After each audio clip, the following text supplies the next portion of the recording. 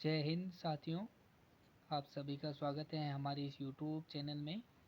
जैसा कि थंबनेल से आपको पता चल ही गया होगा कि आज हम प्लांट वाटर रिलेशन या पादप जल संबंध के इम्पोर्टेंट MCQ क्वेश्चन देखने वाले हैं, वो भी संपूर्ण व्याख्या के साथ में। तो चलिए शुरू करते हैं। आज का पहला प्रश्न, प्रयोगशाला में प्रयोग के दौरान एक विद्यार्थी ने अधिचर्म पत्र छीलन या इसको अपन कहते हैं एपिडर्मल लीफ पील को एक अति परासरी विलयन, याद रखना चाहते हो, एक अति परासरी विलयन जिसको अपन कहते हैं हाइपोटोनिक सॉल्यूशन में निमज्जित किया। निमज्जित का मतलब होता है उसको डुबोया है। कुछ समय बाद उस विद्यार्थी ने सूक्ष्मदर्शी में उन कोशिकाओं का परीक्षण किया और यह परीक्षित किया कि ऑप्शन ए है यहाँ पे वे कोशिकाएं फूल गई, ऑप्शन बी है वे कोशिकाएं द्रव्य कुंचित या प्लाज्मोलाइज्ड हो गई थी, या ऑप्शन सी है उन कोशिकाओं ने स्फीति दाब या टर्जर प्रेशर बनाया, और डी है उन कोशिकाओं का आमाप साइज अप्रभावित था। तो इस क्वेश्चन में देखिए साथियों, अपने को क्या दे रखा कि एक कोशिका जो है, कोशिका को अपने अति पराशरी विलयन के अंदर रखा। निमज्जित का मतलब उसको इसके अंदर रखना है या डुबोना है। तो अति पराशरी विलयन के अंदर जब भी अपन किसी कोशिका को रखते हैं तो वो कोशिका से क्या आता है, अति पराशरी विलयन है तो कोशिका के अंदर से जो पानी है वो बाहर आ जाता है, क्योंकि बाहर सांद्रता ज़्यादा है और कोशिका के अंदर सांद्रता कम है। तो पानी जो है कोशिका के अंदर से बाहर आ जाता है, बाह्य परासरण होता है यहाँ पे। तो कोशिका का जो जीव द्रव्य है वो संकुचित हो जाता है, और इस क्रिया को अपन कहते हैं जीव द्रव्य कुंचन। तो यहाँ पे ऑप्शन बी बिल्कुल सही रहेगा अपना कि वे कोशिकाएं द्रव्य कुंचित या प्लाज्मोलाइट हो जाएगी। देखिए इसकी व्याख्या भी अपन ने आगे दे रखी है। देखिए अल्प पराशरी विलयन या हाइपरटोनिक सॉल्यूशन, यह कम पराशरण सांद्रता या विलेय सांद्रता को संदर्भित। इसकी सांद्रता कैसे होते हैं, पराशरण सांद्रता कम होती है। तो जब किसी कोशिका को अपन अल्प पराशरी या हाइपरटोनिक सॉल्यूशन के अंदर रखते हैं तो विलयन से विलायक अंतः पराशरण नामक क्रिया द्वारा कोशिका में प्रवेश करते हैं। अल्प पराशरी में रखेंगे तो पानी कोशिका के अंदर जाएगा और कोशिका का आकार बढ़ जाता है, जिससे कोशिका स्फीत हो जाती है, जिसको अपन कहते हैं टर्जिट सेल। और जब कोशिका को अति पराशरी विलयन, जो अपने को देखें यहाँ पे क्वेश्चन में भी दे रखा है, अति पराशरी विलयन ही दे रखा है यहाँ पे। तो जब कोशिका को अपन अति पराशरी विलयन के अंदर रखते हैं तो देखिए यहाँ पे दिए गए प्रयोग में भी विलयन अति पराशरी था, जिसका अर्थ है कि इसमें अधिचर्मी कोशिकाओं की तुलना में अधिक पराशरी, इसकी सांद्रता ज़्यादा थी। जब अपन पत्ती के छिलके को अति पराशरी विलयन में रखा जाता है तो कोशिका से विलायक बही प्राशन, यहाँ पे देखिए बाह्य प्राशन के द्वारा कोशिका से बाहर आ जाता है, पानी जो है कोशिका से बाहर निकल जाता है, जिससे कोशिका का सिकुड़ जाती है और शिथिल हो जाती है। इस घटना को अपन कहते हैं प्लाज्मोलाइसिस या जीव द्रव्य कुंचन कहते हैं। अतः कोशिका को प्लाज्मोलाइट कोशिका कहा जाता है। कोशिका क्या हो जाएगी, प्लाज्मोलाइट हो जाएगी। और एक तीसरे प्रकार का विलयन होता है समपराशरी विलयन। इस विलयन के अंदर क्या होता है, विलय की जो सांद्रता है वो जिस विलयन में रखा जाता है उसकी समान ही होती है, और इस प्रकार के विलयन में कोशिका के आकार अप्रभावित होता है। अगर समपराशरी विलयन के अंदर कोशिका को रखते हैं तो उसके आकार में कोई परिवर्तन नहीं होगा। तो एक बार वापस इस प्रश्न को देख लेते हैं अपन कि यहाँ पे देखिए अति पराशरी विलयन के अंदर जब कोशिका को रखा जाता है तो कोशिका कैसी हो जाती है, द्रव्य कुंचित या प्लाज्मोलाइट हो जाती है। चलिए नेक्स्ट क्वेश्चन के लिए आगे बढ़ते हैं अपन। यहाँ पे एक देखिए चित्र के द्वारा भी बता रखा है कि जब कोशिका को अपन हाइपरटोनिक, हाइपरटोनिक का मतलब क्या होता है, अल्प पराशरी विलयन के अंदर रखते हैं तो अल्प पराशरी हाइपरटोनिक का मतलब होता है अति पराशरी।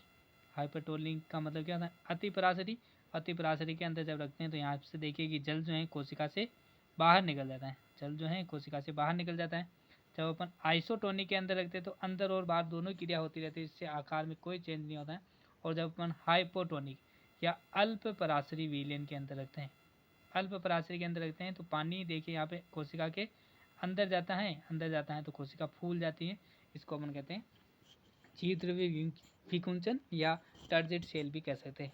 चलिए नेक्स्ट क्वेश्चन के लिए आगे बढ़ते हैं अपन।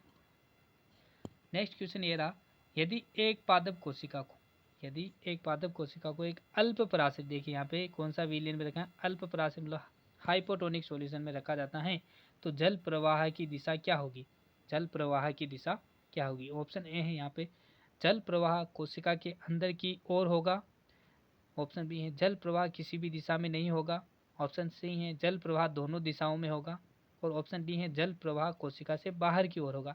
ऑप्शन नंबर ए में कह रहा है कोशिका के अंदर की ओर होगा, बी में कह रहा है कि किसी भी दिशा में नहीं होगा, ऑप्शन सी कह रहा है कि दोनों दिशाओं में होगा, अंदर और बाहर दोनों होगा, और ऑप्शन डी कह रहा है कि जल प्रवाह कोशिका से बाहर की ओर होगा।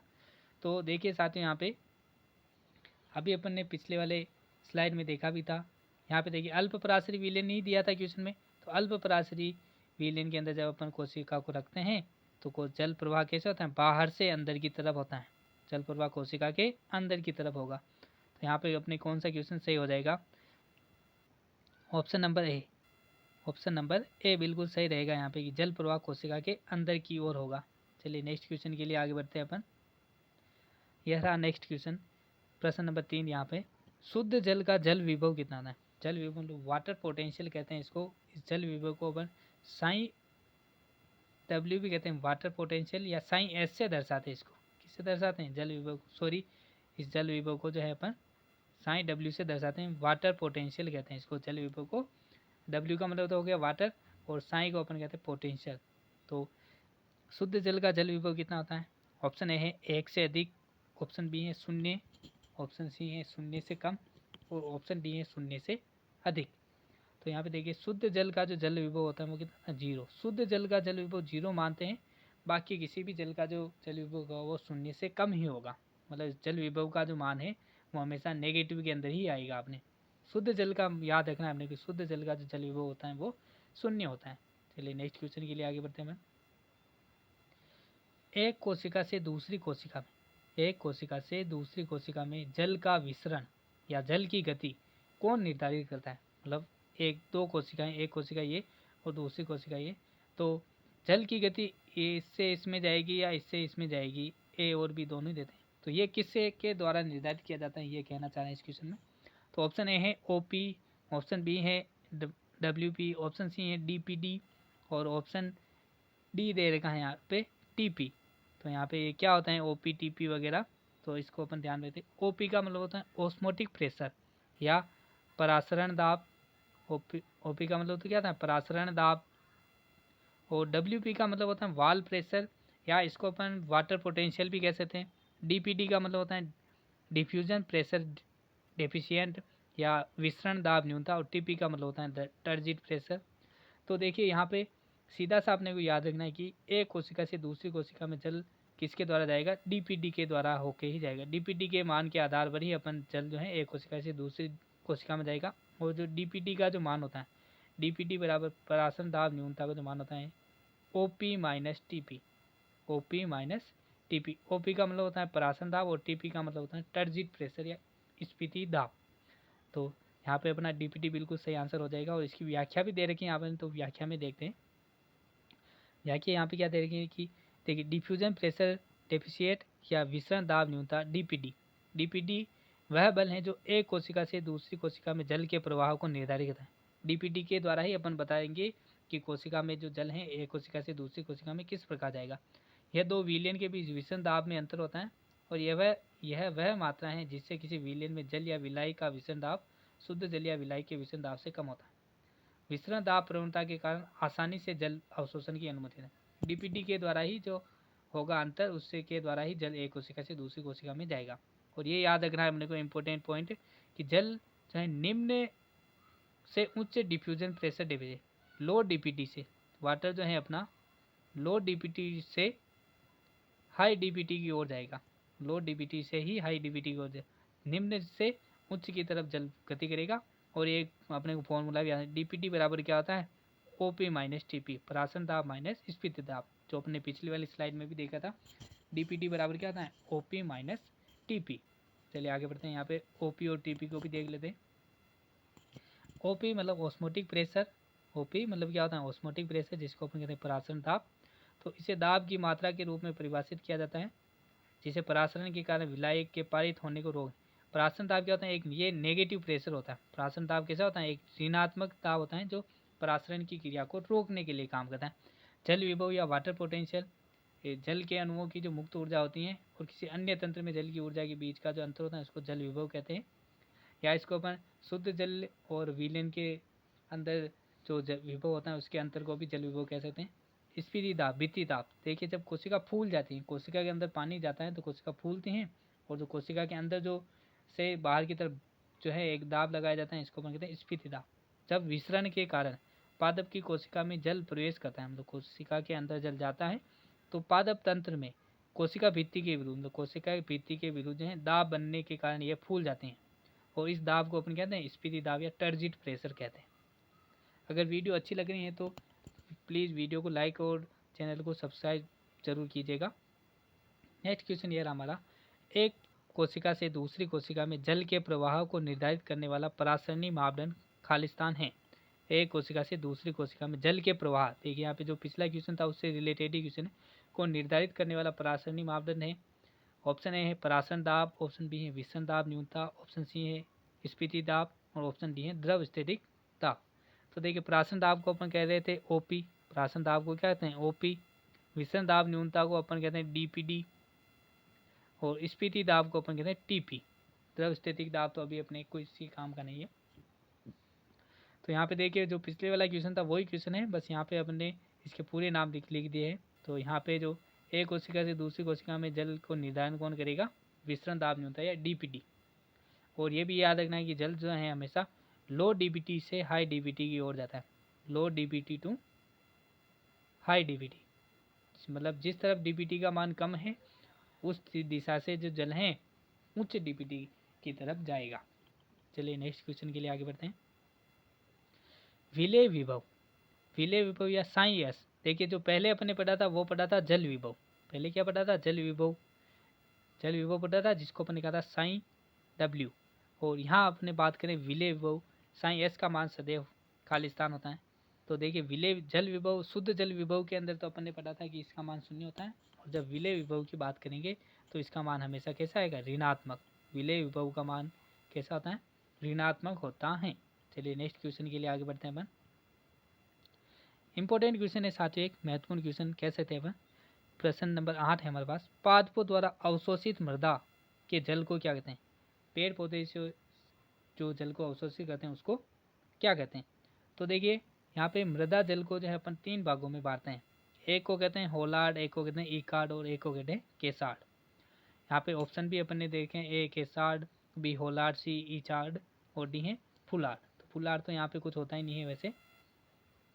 तो देखिए जो मिट्टी के अंदर जितना पानी है उस पूरे पानी होल वाटर को अपन कहते हैं होलार्ड कहते हैं, क्या कहते हैं होलार्ड कहते हैं। मिट्टी के अंदर जितना पानी है उसको तो अपन कहते हैं होलार्ड, और जो पानी पेड़ पौधे अपने उपयोग में लेते हैं उसको अपन कहते हैं केसार। तो यहाँ पे ऑप्शन ए बिल्कुल सही हो जाएगा अपना, पादपों द्वारा अवशोषित जो पादप काम में लेंगे पानी वो केसार, और जो बच गया पानी, जो पानी बच गए हैं उसको अपन क्या कहेंगे ई कार्ड।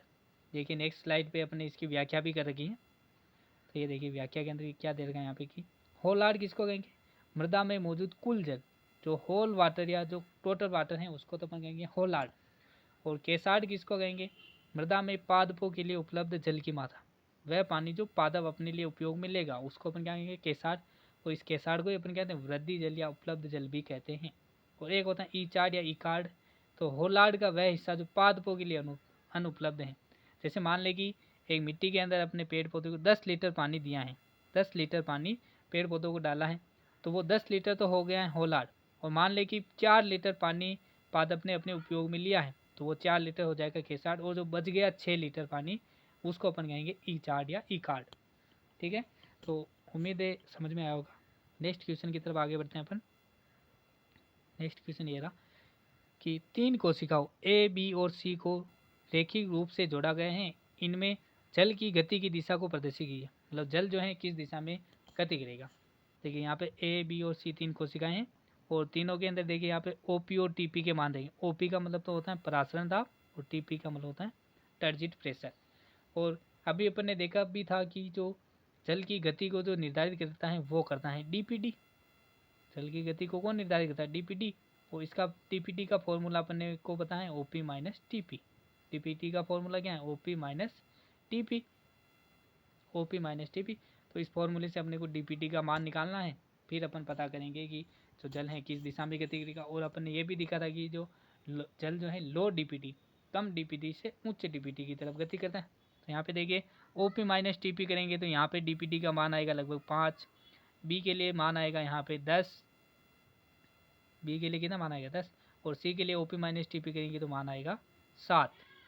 तो जो कोशिका में जो पानी है वो ए से बी कम से ज़्यादा की तरफ जाएगा तो 5 से 10 की तरफ जाएगा, 5 से 10 की तरफ, मतलब ए से बी की तरफ जाएगा, ए से बी की तरफ जाएगा, और जो 7 से 10 की तरफ जाएगा मतलब सी से बी की तरफ जाएगा। तो यहाँ पे जो है अपना ऑप्शन,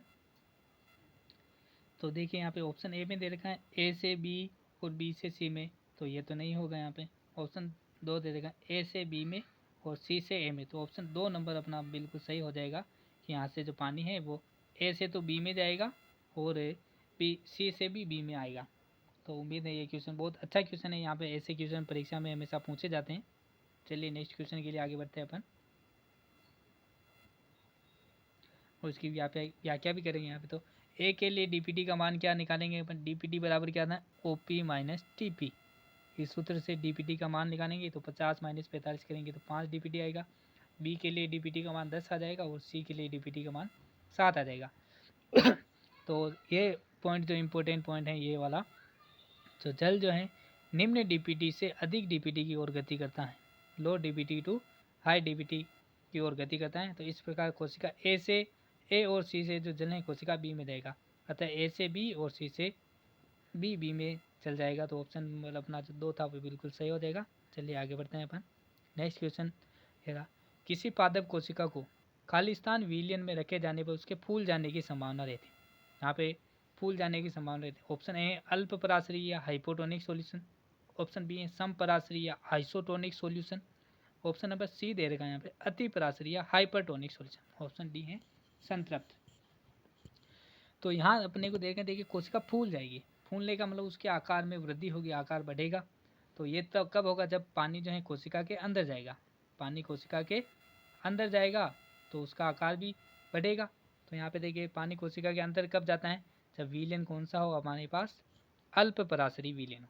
जब बाहर पानी ज़्यादा हो और सांद्रता कम हो तो उस समय जो है अल्प पराशरी विलयन कहलाता है वो, और अल्प पराशरी विलयन के अंदर क्या होता है, जल जो है कोशिका के अंदर की तरफ गति करता है। चलिए नेक्स्ट क्वेश्चन के लिए आगे बढ़ते हैं। यहाँ पे नेक्स्ट क्वेश्चन ये रहा सामने कि निम्नलिखित में से कौन सा युग्म सही सुमेलित है, कौन सा सही यहाँ पे है वो अपने को चुनना है। ऑप्शन ए दे रखा है रिले पंप सिद्धांत, कोडेलेवस्की ने दिया था। ऑप्शन बी दे रखा है सहसंजन, यहाँ पे ये नहीं है, सहसंजन तनाव सिद्धांत जो है सर जेसी बोस ने दिया था। और सी दे रखा है स्टार्च शर्करा परिकल्पना जो है जेडी सायरे ने दी थी। ऑप्शन डी देखा है केसिका का सिद्धांत स्टीफन हेल्स ने दिया था। तो यहाँ पे अपने को सही कोड चुनना है कि सही कौन कौन से। तो देखिए यहाँ पे ऑप्शन नंबर ए दे रखा है रिले पंप सिद्धांत कोडलेवस्की ने दिया था, ये बिल्कुल सही है। सहसंजन तनाव सिद्धांत जेसी बोस ने नहीं दिया था, जेसी बोस ने नहीं दिया था, ये तो किसने दिया था, डिक्सन और जोली ने दिया था। सहसंजन तनाव सिद्धांत किसने दिया था, डिक्सन व जोली ने दिया था। सहसंजन तनाव सिद्धांत डिक्सन व जोली ने दिया था। और स्टार शर्करा परिकल्पना जेडी सायरे ने दी थी, ये बिल्कुल सही बात है, जेडी सायरे ने दी थी। तो ए और केसिका का सिद्धांत स्टीफन हेल्स ने नहीं दिया था। स्टीफन हेल्स को तो अपन plant father of plant physiology कहते हैं। तो यहाँ पे ए और सी बिल्कुल अपने सही हैं, और ए और सी अपने को मिलते हैं ऑप्शन नंबर 4 में। तो ऑप्शन नंबर 4 अपना बिल्कुल सही कोड हो जाएगा यहाँ पे। चलिए नेक्स्ट क्वेश्चन के लिए आगे बढ़ते हैं अपन। क्वेश्चन नंबर 12 यहाँ पे दे रखा है अपने को, वाष्पोत्सर्जन निम्नलिखित में से किसके माध्यम से, वाष्पोत्सर्जन निम्नलिखित में से किसके माध्यम से जड़ों द्वारा जल तथा खनिजों के अवशोषण में सहायता करता है। वाष्पोत्सर्जन किस निम्नलिखित में से किसके माध्यम से जड़ों द्वारा जल तथा खनिजों के अवशोषण में सहायता करता है। ऑप्शन ए दे रखा है चूषण का निर्माण, ऑप्शन बी दे रखा है तापमान का विनिमयन, और ऑप्शन सी दे रखा है वाष्पीकरण, और ऑप्शन डी है उपयुक्त में एक से अधिक। तो यहाँ पे सही आंसर जो रहने वाला वो रहने वाला अपना option number A. Option number A चूषण का निर्माण, वाष्पोत्सर्जन क्या करता है, एक चूषण का निर्माण करता है, एक खिंचाव निर्माण करता है, जिसके कारण जो है जल और खनिज जो है जड़ द्वारा अंतर ग्रहण कर लिए जाते हैं। चलिए नेक्स्ट क्वेश्चन के लिए आगे बढ़ते हैं। प्लाज्मोलाइड कोशिका, प्लाज्मोलाइड या जीव द्रव्य कुंचित कोशिका को निम्न विलयन में रखकर डी प्लाज्मोलाइड भी किया जा सकता है। प्लाज्मोलाइड कोशिका को निम्न विलयन में रखकर डी प्लाज्मोलाइड भी, मतलब एक जीव द्रव्य कुंचित कोशिका को किस विलयन में रखेंगे तो वो जीव द्रव्य विकुंचन हो जाएगा, उसका वापस सही हो जाती है। ऑप्शन ए समपराशरी विलयन, ऑप्शन बी है अति पराशरी विलयन, ऑप्शन सी है संतृप्त विलयन, और ऑप्शन डी है शुद्ध जल या अल्प पराशरी विलयन। तो यहाँ पे देखिए सही आंसर जो रहने वाला है अपना वो रहने वाला है ऑप्शन नंबर डी, शुद्ध जल या अल्प पराशरी विलयन। जब भी कोशिकाओं को अपन अल्प पराशरी विलयन के अंदर रखेंगे, जब भी कोशिकाओं को अपन अल्प पराशरी विलयन में रखेंगे तो जो विलयन जो है वो अंदर की तरफ गति करेगा। अच्छा, तो वो कहाँ जाएगा? अंदर, कोशिका के अंदर की तरफ जाएगा। तो जो सिकुड़ी हुई जो कोशिका थी वो क्या हो जाएगी? वापस पुनः फूल जाएगी और डीप्लाज्मोलाइज्ड हो जाएगी। तो यहाँ पे ऑप्शन नंबर डी अपना शुद्ध जल या अल्प पराशरी विलयन बिल्कुल सही रहने वाला है। नेक्स्ट क्वेश्चन के लिए आगे बढ़ते हैं।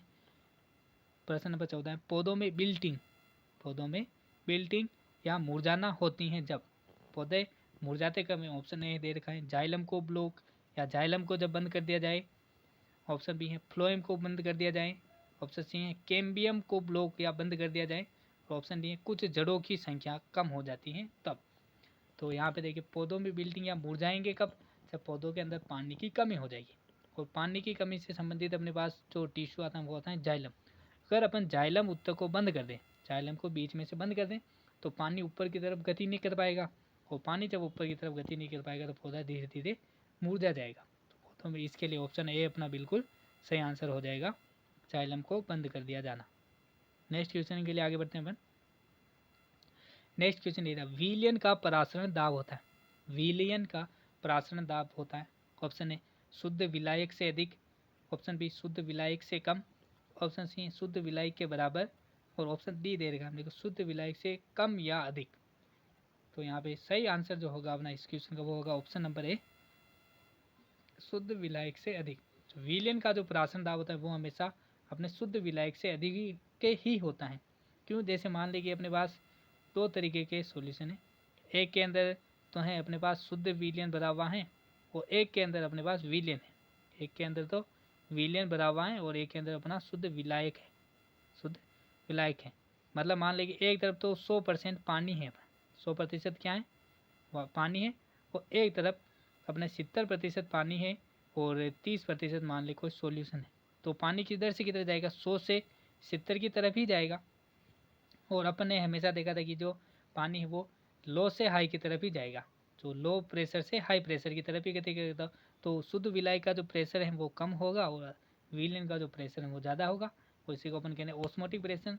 तो परासरण दाब शुद्ध विलायक से क्या होगा? अधिक होगा। यहाँ पे ऑप्शन नंबर ए बिल्कुल सही हो जाएगा। ठीक है, चलिए आगे बढ़ते हैं। तो थैंक्स फॉर वॉचिंग साथियों। प्लीज़ जो है वीडियो को लाइक, चैनल को सब्सक्राइब करें और वीडियो को शेयर और लाइक ज़रूर करें और कमेंट करके बताएं कि वीडियो कैसी लगी। धन्यवाद। जय हिंद साथियों।